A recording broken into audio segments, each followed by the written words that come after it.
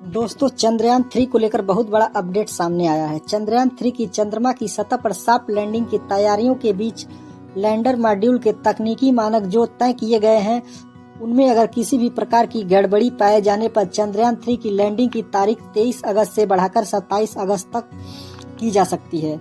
यह जानकारी ISRO space application centre के डायरेक्टर नीलेश देसाई ने दी है।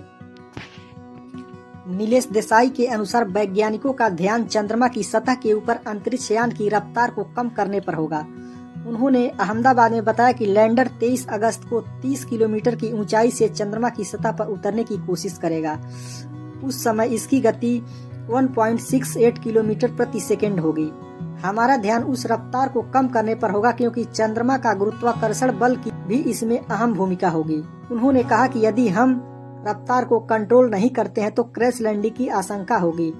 यदि 23 अगस्त को लैंडर मॉड्यूल का कोई भी तकनीकी मानक असामान्य पाया जाता है तो हम लैंडिंग को 27 अगस्त के लिए बढ़ा सकते हैं। उन्होंने कहा कि लैंडिंग भारतीय समयानुसार शाम 6:04 से शुरू होगी। उसमें 2 घंटे पहले हम निर्देश अपलोड करेंगे। हम टेलीमेट्री सिग्नल का विश्लेषण करेंगे और चंद्रमा की स्थिति पर विचार करेंगे। यदि कोई तकनीकी मानक असामान्य होता है तो हम इसे 27 अगस्त के लिए टाल देंगे और अगर सब कुछ ठीक रहा तो उसी दिन उतारने की कोशिश किया जाएगा। उन्होंने कहा कि लैंडर मॉड्यूल के उतरने के अंतिम 17 मिनट बहुत ही महत्वपूर्ण होंगे। उन्होंने कहा कि जब लैंडर उतरना शुरू करेगा तो 4 इंजन वाले थ्रस्टर इसकी गति कम करेंगे। उन्होंने कहा कि जब लैंडर 2 इंजनों की मदद से चंद्रमा की सतह से 800 मीटर की ऊंचाई पर होगा तो गति 0 तक पहुंच जाएगी। 800 मीटर से 150 मीटर तक यह लैंडर मॉड्यूल सीधे नीचे उतरेगा। उन्होंने कहा कि लैंडर मॉड्यूल पर लगे सेंसर का उपयोग करके एकत्र किया गया डेटा बहुत महत्वपूर्ण होगा और उसी के आधार पर लैंडिंग स्थल का चयन किया जाएगा। उन्होंने कहा कि हमारे पास सेंसर है जो चंद्रमा की सतह से लैंडर की गति और दूरी के बारे में सटीक जानकारी भेजेंगे। दोस्तों, चंद्रयान-3 के लैंडिंग मॉड्यूल को चंद्रमा की सतह पर उतरने के लिए 6 चरण का प्रयोग किया जाएगा, जिन्हें पहला चरण में यान की सतह से 30 किलोमीटर की दूरी को घटाकर 7.5 किलोमीटर पर लाया जाएगा और दूसरा चरण में सतह से दूरी 6.8 किलोमीटर तक लाई जाएगी। इस चरण तक यान का वेग 350 मीटर प्रति सेकंड रह जाएगा, यानी शुरुआत से करीब 4.5 गुना कम हो जाएगा। और तीसरा चरण, इसमें यान को चंद्रमा की सतह से महज 800 मीटर की ऊंचाई तक लाया जाएगा। यहाँ से 2 थ्रस्टर इंजन उसे उतारेंगे। इस चरण में यान का गति 0 प्रति सेकंड के बेहद करीब पहुंच जाएगा। और चौथे चरण में यान को सतह के 150 मीटर करीब तक लाया जाएगा। इसे वर्टिकल डिसेंस कहते हैं, यानी खड़ी लैंडिंग। और 5वें चरण में यान में लगे सेंसर और कैमरा में मिल रहे लाइव इनपुट को पहले से स्टोर किए गए रेफरेंस डाटा से मिलाया जाएगा। इस डाटा में 3900 तस्वीरें शामिल हैं जो चंद्रयान-3 के उतरने वाली जगह की हैं।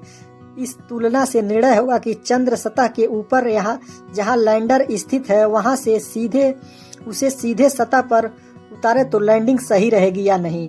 अगर ऐसा लगा कि लैंडिंग की जगह अनुकूल नहीं है तो वह थोड़ा दाईं और बाईं ओर मुड़ेगा। इस चरण में यान चंद्र सतह के 60 मीटर तक करीब पहुंच जाएगा। इसके बाद छठा चरण लैंडिंग का आखिरी चरण होगा। इसमें लैंडर को सीधे चंद्रमा की सतह पर उतार दिया जाएगा। इसरो ने चंद्रयान-3 के लैंडर के चंद्रमा की सतह पर उतरने के तय समय से एक दिन पहले मंगलवार को कहा कि चंद्रयान-3 मिशन निर्धारित कार्यक्रम के अनुसार आगे बढ़ रहा है। इसरो ने कहा कि मिशन तय कार्यक्रम के अनुसार आगे बढ़ रहा है। प्रणालियों की नियमित जांच की जा रही है। सुचारू संचालन जारी है।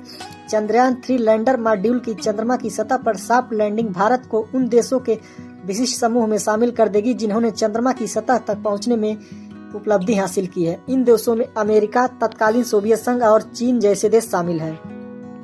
दोस्तों, अंतरिक्ष जगत में भारत आज इतिहास रचने जा रहा है। अंतरिक्ष अनुसंधान संगठन इसरो का मिशन चंद्रयान-3 आज शाम चंद्रमा की सतह पर सॉफ्ट लैंडिंग करेगा। पूरी दुनिया इस पल का इंतजार कर रही है। ऐसे में लोगों के मन में यह सवाल उठ रहा है कि क्या वे इस ऐतिहासिक पल का लाइव प्रसारण देख पाएंगे। तो आइए आपको बताते हैं कि इसकी लैंडिंग का सीधा प्रसारण आप कैसे, कब और कहां देख सकते हैं। दोस्तों, चंद्रयान-3 की लैंडिंग का सीधा प्रसारण 23 अगस्त 2023 को भारतीय समय अनुसार 5:20 पर शुरू किया जाएगा। सॉफ्ट लैंडिंग का सीधा प्रसारण इसरो की वेबसाइट के अलावा ISRO YouTube channel, Facebook page पर होगा। इसके अलावा डीडी नेशनल टीवी चैनल सहित कई मंचों पर यह लाइव दिखाया जाएगा। दोस्तों, जानकारी अच्छी लगे तो वीडियो को लाइक और चैनल को सब्सक्राइब कर लीजिए। धन्यवाद। जय हिंद।